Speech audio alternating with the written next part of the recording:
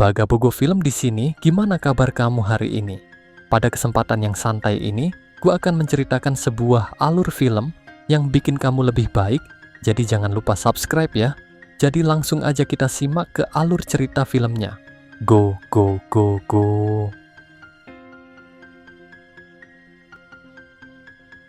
Pada tahun 2009, terdapat seorang anak kecil bernama Tyrone Johnson. Dia berjalan dengan sangat percaya diri sambil mengenakan hoodie milik kakaknya yang kebesaran. Dalam momen ini, Tyrone mendekati Billy Johnson alias kakaknya dan teman-temannya, tapi dia diusir karena dianggap masih terlalu muda.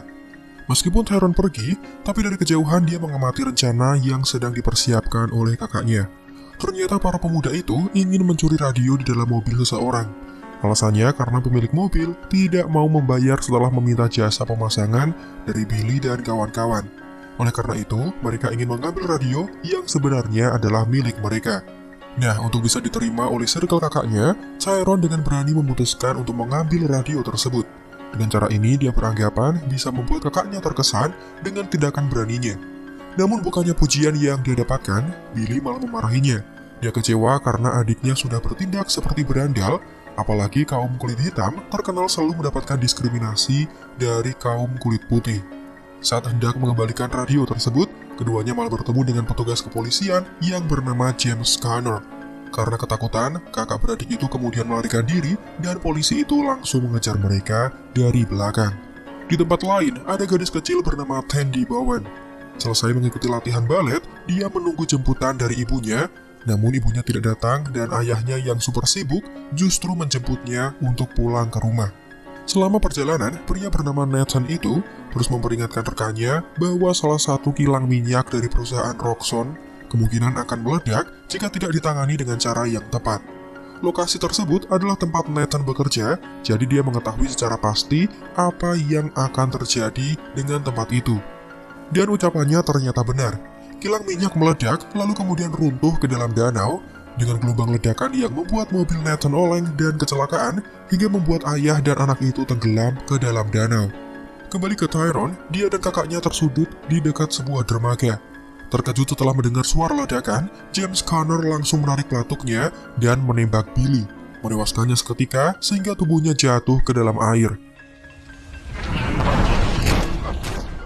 Tyrone kecil sangat terpukul, dia mengejar kakaknya dan keduanya tenggelam di dalam danau yang bermuara ke lautan. Disinilah awal mula Tyrone dan Tandy mendapatkan kekuatan super mereka. Ledakan kilang minyak memberi keduanya kekuatan yang berbeda, namun saling terhubung satu sama lain. Tyrone mendapatkan kekuatan Dark Force, sementara Tandy mendapatkan kekuatan Light Force. Kekuatan mereka membuka portal yang mempertemukan keduanya, menyelamatkan mereka dari maut dan menjadi sebuah pertanda bahwa keduanya akan menjalani takdir yang berbeda dari remaja pada umumnya.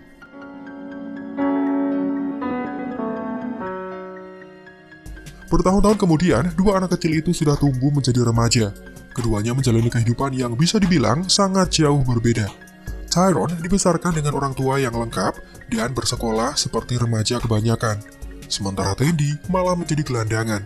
Ini dikarenakan setelah kematian ayahnya, semua aset dan kekayaan Nathan disita oleh pihak Roxxon Corporation, membuat Tandy dan ibunya menjadi sengsara.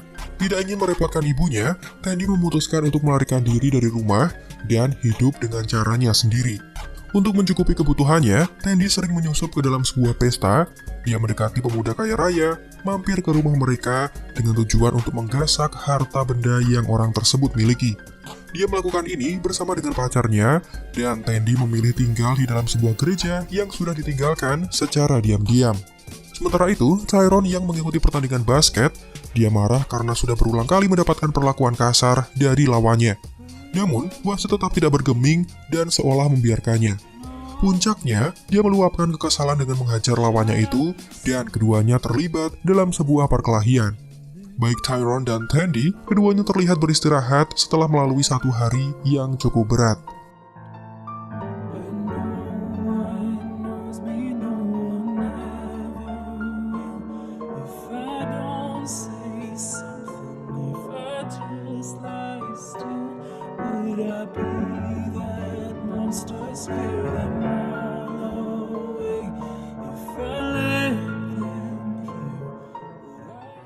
Keesokannya, Chiron didekati oleh seorang murid wanita bernama Evita.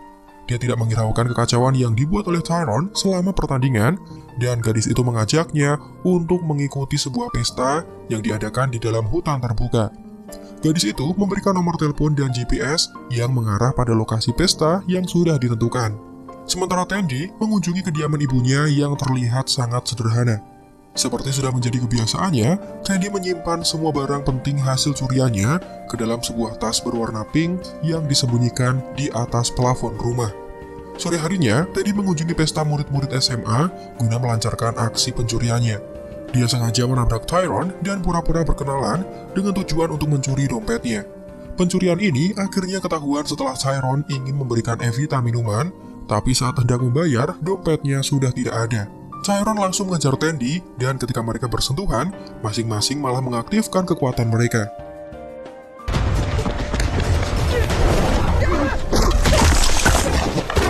Keduanya terlihat bingung dan keheranan, namun mereka teringat dengan kejadian setelah mereka tenggelam.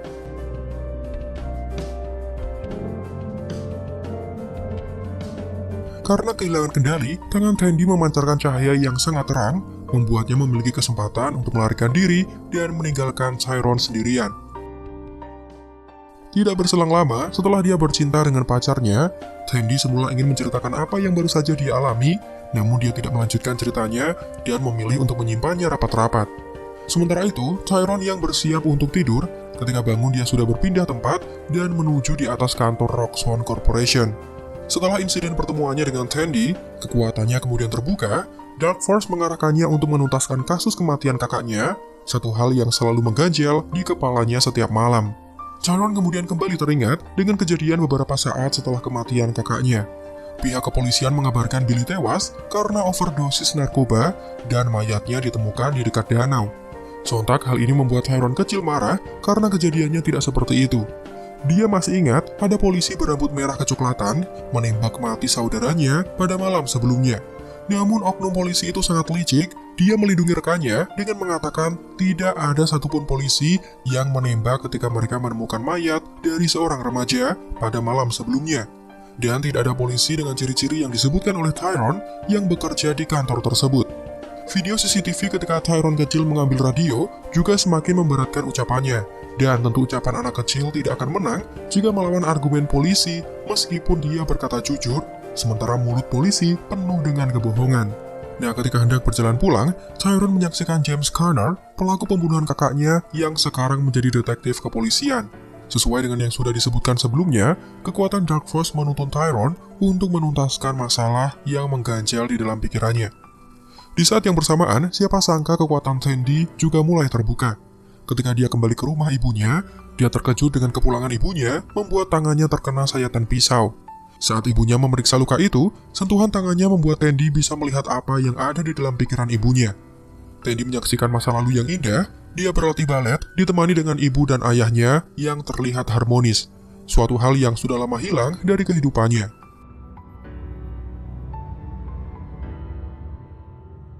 Setelah itu, bermodalkan tiket curian, Tandy memasuki tempat pertunjukan tari balet yang cukup mewah yang dihadiri oleh kaum bangsawan.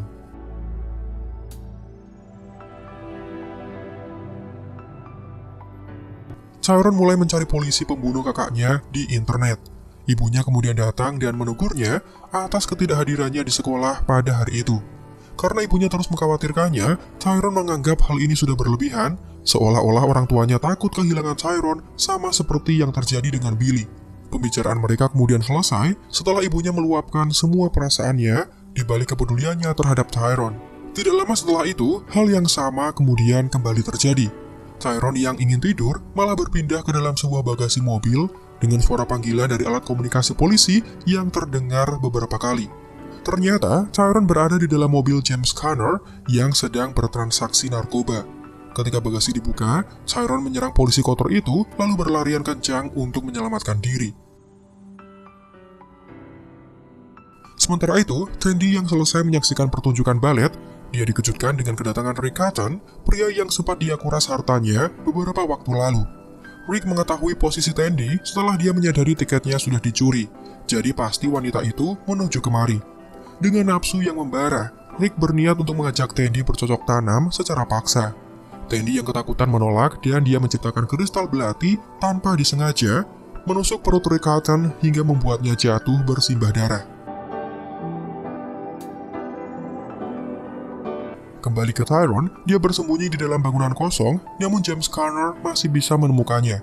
Pria itu berusaha menembakinya, namun ketika mereka bersentuhan, Tyrone bisa melihat ingatan masa lalu di mana setelah Connor menembak Billy, dia meminta pamannya dari kepolisian untuk membersihkan kasus ini. Namun, berbeda dengan ibu Tandy yang biasa saja setelah ingatannya dibaca, Connor terlihat melemah beberapa saat. Hal ini sekaligus membedakan antara kekuatan Dark Force dan Light Force, di mana Dark Force lebih terlihat konsumtif, sementara Light Force bersifat menyembuhkan dan menenangkan. Timah panas kembali ditembakkan, tapi Tyrone bisa kembali ke rumah saat dia bersembunyi di dalam tumpukan plastik kantong sampah. Baik Tyrone dan Tandy, keduanya memikirkan kejadian mengejutkan yang baru saja mereka alami, termasuk terbukanya potensi kekuatan mereka, dan tentu saja kisah mereka tidak hanya terhenti sampai di sini.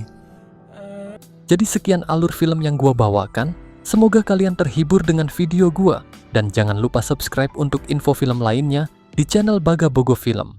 Gua tutup pertemuan hari ini. Terima kasih.